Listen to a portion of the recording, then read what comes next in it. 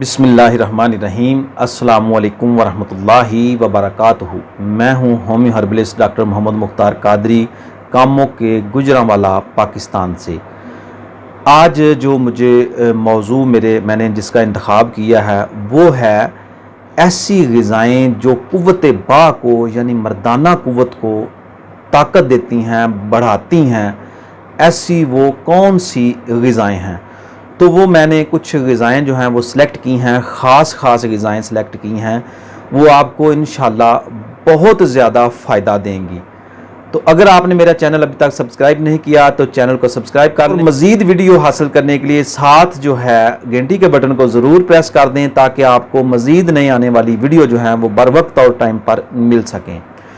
मैंने जो इंतखाब किया है क़ुव्वत के मतलब जो मादा मनविया को बढ़ाती हैं, क़ुव्वत बा को बढ़ाती हैं, ऐसी ग़िज़ाएँ, उनका इंतखाब जो है मैंने किया है वो मैंने हकीम इनकलाब डॉक्टर दोस्त मोहम्मद साबर मुल्तानी रहमतुल्लाह अलैह की किताब तहक़ीक़ाते जिनसी इमराज़ उसमें से इंतखाब किया है। उसका पेज है 259।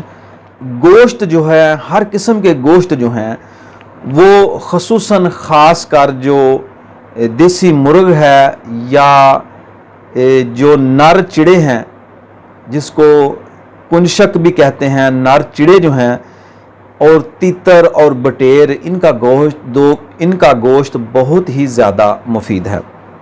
इसके अलावा इनके अंडे भी इसी तरह मुफीद हैं। देसी अंडा बहुत ज़्यादा मुफीद है क़ुव्वत को बढ़ाने के लिए। दरियाई और समुद्री जानवरों में जैसे बतख, मछली, मुर्गाबी वगैरह बहुत ही मुफीद है। गल्लों में घियो यानी गंदम, चना, मेवा जात में से बादाम, पिस्ता, अखरोट, चलगोज़ा, खुबानी, नारजील, अंजीर और किशमिश। और फलों में खजूर और आम जो है वो ख़ास कर काबिल ज़िक्र हैं।